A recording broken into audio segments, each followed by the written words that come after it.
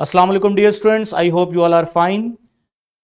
जी dear students, grade 11 third chapter chemical bonding नया knowledge start करने वाले हैं, नॉलेज 3.3। आपके पास जो बुक्स हैं उसमें 3.3 नॉलेज के दो पार्ट्स हैं, पार्ट 1 एंड पार्ट 2। क्योंकि ये कलेक्टिव एक कंबाइन एक बड़ा नॉलेज था तो मैंने इसके दो पार्ट्स बना दिए। तो पार्ट 1 में हम डिस्कस करेंगे वैलेंस बॉन्ड थ्योरीज, हाइब्रिडाइजेशंस इन कोवलेंट बॉन्डिंग। वैसे तो आप कोवलेंट बॉन्डिंग जानते हैं, पढ़ चुके हैं व्हाट इज कोवलेंट बॉन्डिंग,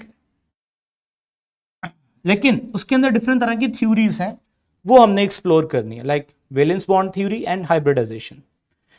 ये क्या है, इनके अंदर पहले एसएलओ जो आते हैं, नॉलेज का नाम तो आपने देख लिया। एसएलओ दो एसएलओ हैं।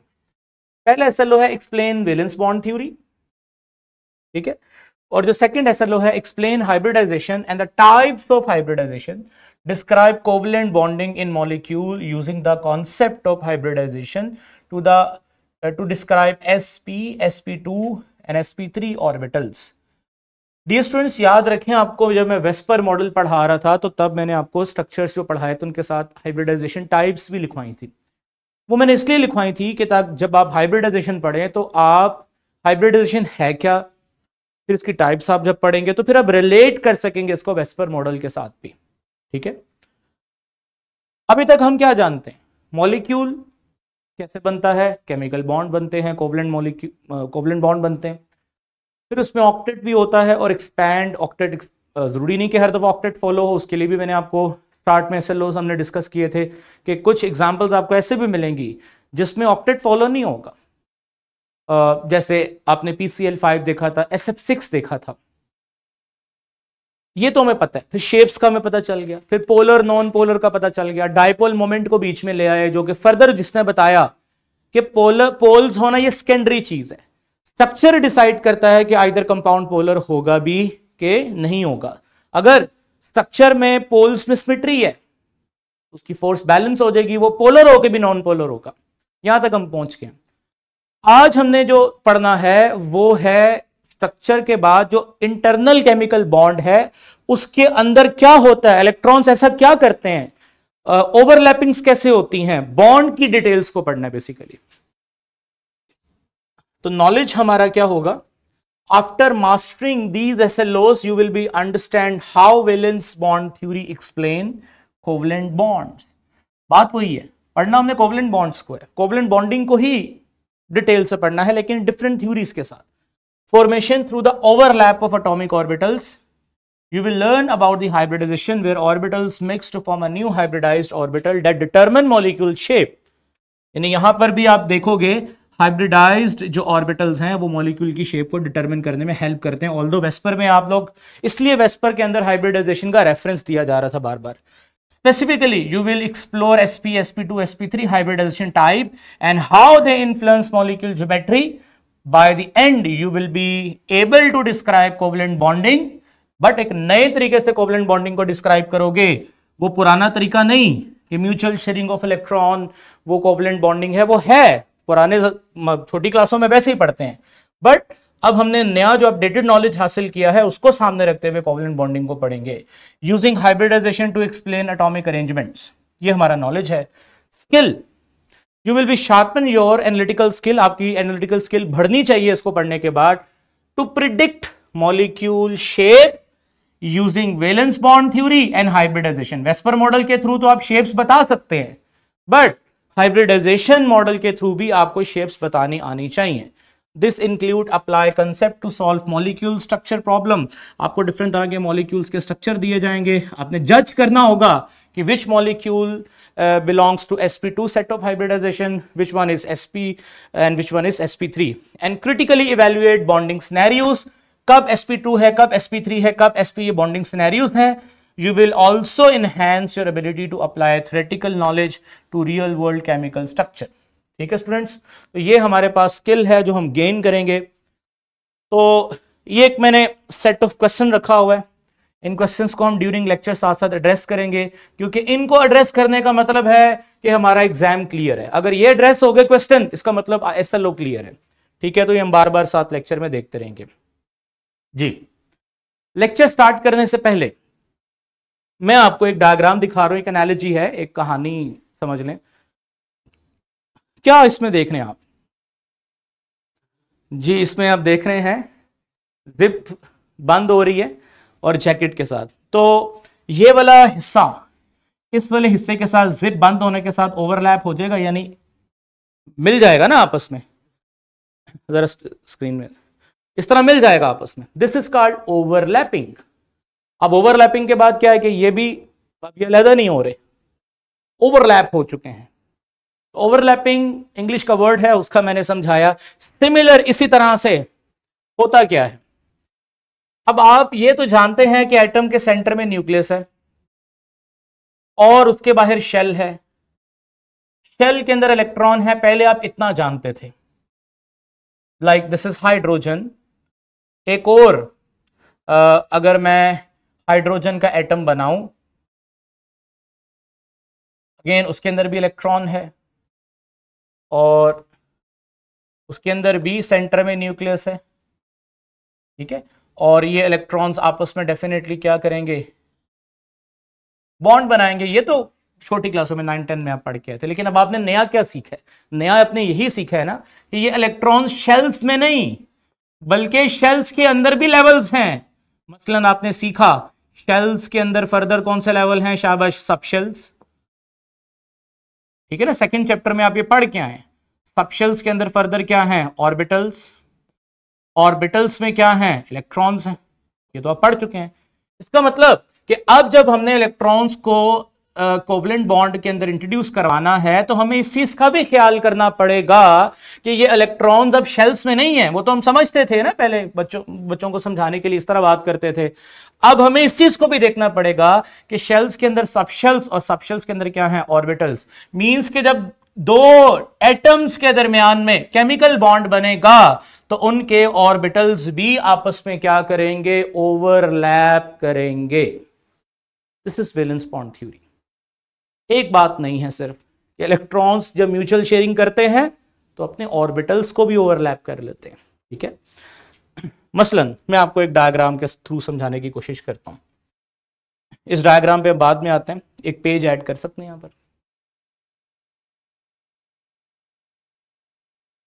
जी। ये देखिए, मिसाल के तौर पे ये हमारे पास न्यूक्लियस है और ये हमारे पास उसके बाहर शेल है, समझाने के लिए बता रहा हूं आपको। और फर्दर इन शेल्स के अंदर आप मानते हैं क्या मौजूद हैं? सब शेल्स। लाइक अगर मैं हाइड्रोजन की बात करूं तो इसके अंदर क्या मौजूद है? 1s1। एस की शेप कैसी होती है? We all know that s spherical shape का होता है, उसमें ये इलेक्ट्रॉन है, ठीक है। दूसरी तरफ जो हाइड्रोजन होगा उसके भी इसी तरह सेंटर में न्यूक्लियस और बाहर इसके अंदर ये भी यही चीज। यहां पर भी क्या मौजूद है? इसी तरह का एस, उसकी शेप भी ऐसे होगी। Now these are the s subshells. उसके अंदर एस सबशेल के अंदर एक ही ऑर्बिटल होता है, तो इट्स बेटर कि हम इसको ऑर्बिटल ही कहें यहां पर। S orbital, this is also S orbital. अब अगर इन इलेक्ट्रॉन्स ने आपस में पेयरिंग करनी है, पेयरिंग करने का मतलब आपस में म्यूचुअल शेयरिंग के थ्रू कोवलेंट बॉन्ड बनाना है, तो अब इनके एस ऑर्बिटल्स भी आपस में क्या करेंगे? ओवरलैप। शाबाश बेटा, इनको ओवरलैप करवाएं तो दिमाग में सोचें किस तरह की शक्ल बनेगी। कुछ इस तरह की शक्ल बनेगी, ठीक है, कुछ इस तरह की शक्ल बनेगी, ठीक है। जैसे जैकेट आपस में ओवरलैप कर रही थी तो ये दोनों ऑर्बिटल भी आपस में ओवरलैप करेंगे, तो इनकी इस तरह की शक्ल। अब इसमें जो बॉन्डेड इलेक्ट्रॉन है वो रहेंगे, एक क्लॉकवाइज रहेगा और एक क्या रहेगा? एंटी क्लॉकवाइज रहेगा। Now this is the diagram. अब मैं आपको ये जरा डायग्राम भी दिखा देता हूं। ये देखिए, ये रहा एस, उसका ये फर्स्ट ऑर्बिटल, ये सेकेंड हाइड्रोजन, उसका ये फर्स्ट ऑर्बिटल। अब ये दोनों ओवरलैप हुए तो ये diagram, this is overlap create by H. अच्छा, क्योंकि आपको पता है, आपने भी जो लास्ट डायग्राम देखी है वो आप जानते हैं कि इनके न्यूक्लियाइस यहां पड़े हैं, ठीक है। यानी ये ओवरलैपिंग जो यहां पर हुई है, जिसको मैंने ये दिखाया है आपको, ये न्यूक्लियस की आंखों के सामने हो रहा है सब कुछ। ऐसी बॉन्डिंग जो न्यूक्लियस की आंखों के सामने होती है, ऐसी ओवरलैपिंग जो न्यूक्लियस की लाइन ऑफ ज्वाइनिंग के बिल्कुल सामने होती है उसको हम सिग्मा बॉन्ड कहते हैं, सिग्मा ओवरलैपिंग। सिग्मा का ये साइन है, सिग्मा ओवरलैपिंग। अब ये जो सिग्मा ओवरलैपिंग है ये मजबूत होती है, स्ट्रांग होती है। क्यों स्ट्रांग होती है? क्योंकि इसको कंट्रोल किया होता है दो तरफ से न्यूक्लियस ने, पकड़ा होता है, इनको जकड़ा होता है, that's why they are strong. ठीक है,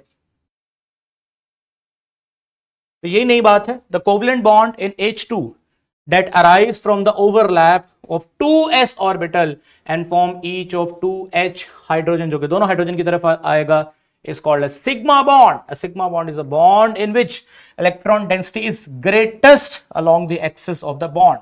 Along the axis of the bond का मतलब न्यूक्लियस की एक्सिस को along the axis of bond भी कहते हैं। ठीक हो गया स्टूडेंट्स। अब चलते हैं एक सेकंड केस की तरफ। इसमें हमारे पास जो बॉन्ड बनना है वो बनना है बिटवीन H एंड F। बच्चों वाले डायग्राम बनाए तो वो तो ऐसे थी, हाइड्रोजन के पास बाहर वाले शेल में 1 इलेक्ट्रॉन, क्लोरीन के पास बाहर वाले शेल में 7 इलेक्ट्रॉन। तो हम बताते थे कि ये शेयरिंग करेंगे तो ये डबल, दोनों इलेक्ट्रॉन इसके भी हैं इसके भी हैं, this is the simple covalent bond. अब कहानी ऐसे नहीं है, डिफरेंट है, समझना पड़ेगा। तो हाइड्रोजन की तरफ से कौन आएगा? शाबाश, वही 1s1, ये उसका 1 इलेक्ट्रॉन। ठीक है, सामने से फ्लोरीन की तरफ से कौन आएगा? We all know that, fluorine के बारे में हम जानते हैं, फ्लोरीन के पास 9 इलेक्ट्रॉन होते हैं, 1s2, 2s2, 2p5।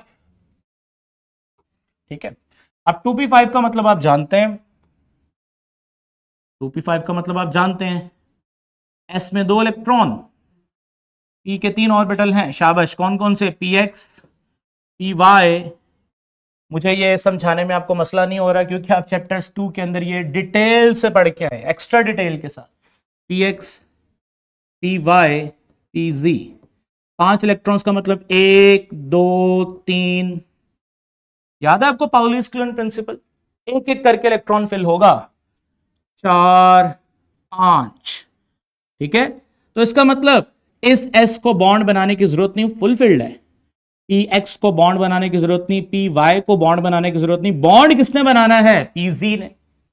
इसका मतलब फ्लोरीन में से जो हम ये कहते थे ना आखिरी इलेक्ट्रॉन हाइड्रोजन से मिलेगा, तो ये जो आखिरी इलेक्ट्रॉन जो हम कहते थे वो आज हमें समझ आया वो कौन था? वो pz में था। वही तो है जो अकेला है और अपने आप को पेयर्ड करना चाहता है, फुलफिल्ड करना चाहता है। तो ये मैं pz की शेप बनाऊंगा। अब आप कहेंगे सर ये तो आपने px बना दिया। नहीं, ऐसा नहीं है। देखें, ये है px, अगर मैं अपने तीनों उंगलियों को देखूं तो ये x है, ये y है, ये z है। फिलहाल इसको बॉन्ड बनाने की जरूरत नहीं है, इसको बॉन्ड बनाने की जरूरत नहीं है। बॉन्ड बनाने की जरूरत किसको है? pz को। तो VBT, वैलेंस बॉन्ड थ्योरी के मुताबिक जिसने भी जौन सा भी p पहला बॉन्ड बनाएगा वो हमेशा इस पोजीशन में आ जाएगा, चाहे वो x हो, चाहे y हो, चाहे वो z हो।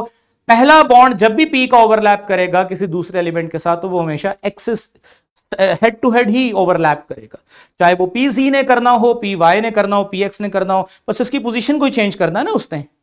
ठीक है ना, ये जैसे अपनी पोजीशन को रोटेट करेगा तो उसके साथ ओवरलैप कर लेगा। तो ये रहा pz, इसमें इलेक्ट्रॉन है। अब यहां पर इनकी ओवरलैपिंग होगी।